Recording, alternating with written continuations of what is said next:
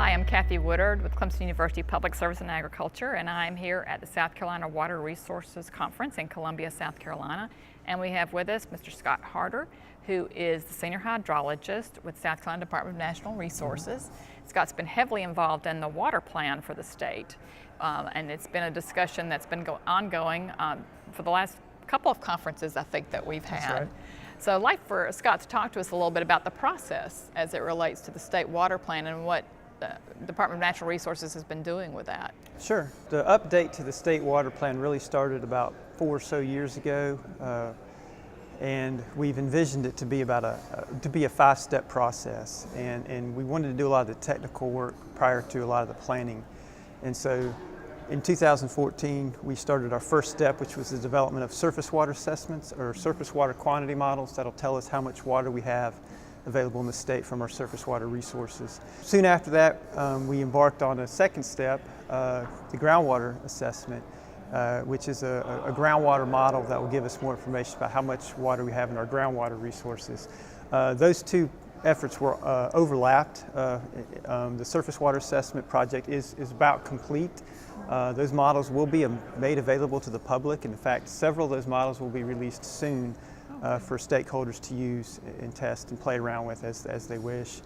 Some models are still under final review, but they'll be released sometime later. The groundwater assessment is an active project ongoing. They're right now, I believe, calibrating that model, and that model should be complete sometime in 2019. And the USGS has worked heavily with DNR on that effort. And I should say that CDM Smith is the consultant for the surface water assessments, and it's their model that we're using that they've developed of the surface water assessment. So those are the first 2 steps.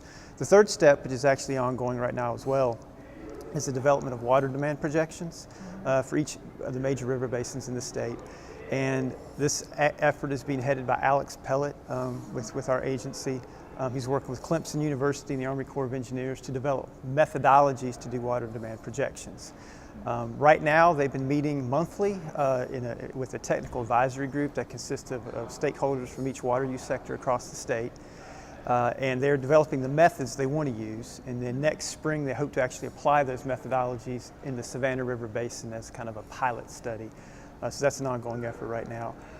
These tools and the water demand projections will eventually be used by regional water plans, or River Basin Councils is what we're calling them, and there'll be 8 of those. So we're going to develop regional water plans for 8 basins in the state, and that'll involve the development of River Basin Councils, which consist of stakeholders in that basin, that will use the modeling tools and the water demand projections to look at how much water we'll need in the future, where there are going to be shortages, where could there be conflicts or disputes, and these tools can be used to help resolve those disputes, try to eliminate shortages, come up with some water management strategies to deal with any future issues in water availability.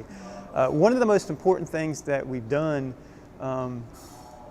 within the past year and related to regional water planning is we developed a state advisory committee, and we were calling it formally the Planning Process Advisory Committee, and it was formed, I believe, in last spring. They first started meeting in March. They're meeting monthly, and this is a group of people in the water business who deal with water resources from the public water supply, from power companies, from agriculture, from conservation groups, and from the general public as well.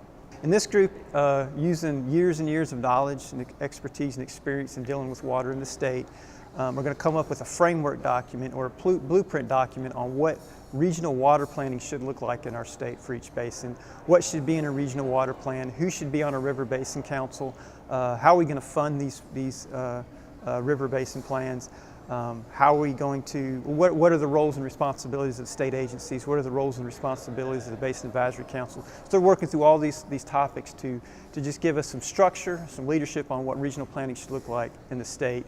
And I think this is a very important step for us to have taken, and I'm looking forward to the product they produce for us to give us some sort of structure and guidance going forward. Ultimately, when these regional water plans are completed, we do hope that will lead to an update of the state water plan, or a 3rd edition of the state water plan, and that state water plan will be a synthesis of those regional water plans across the state. So there's a lot of things going on with water planning right now. I think it's very interesting. It sounds like it's a very stakeholder engaged process. You've got a lot of people involved, and what is Yes. it like trying to coordinate Yes. all those Well, different entities at different fortunately, regional levels? And I should have mentioned, Clemson University, of course, has been involved heavily in the stakeholder processes through each one of our steps in this water plan. They continue to be involved and have done a good job. And we have attempted to keep stakeholders informed and engaged. And I will say that maybe we haven't always done it the best way, but we're trying to learn from any mistakes we've made and try to get better. But I think we've had a good stakeholder process overall, and we've made the effort to keep them engaged. And ultimately, this has to be a stakeholder-driven process. We want a water plan, or we want regional water plans and a state water plan that stakeholders, a diverse range of stakeholders, are going to support and back and invest in. And so it's very important to have that outreach. So do you know, is this unique to South Carolina, or is this the same sort of process that's being used in other states around the country? This process is similar to some states. A lot of states have done a lot of the work that we're doing in our state. There's differences from state to state, some variance there.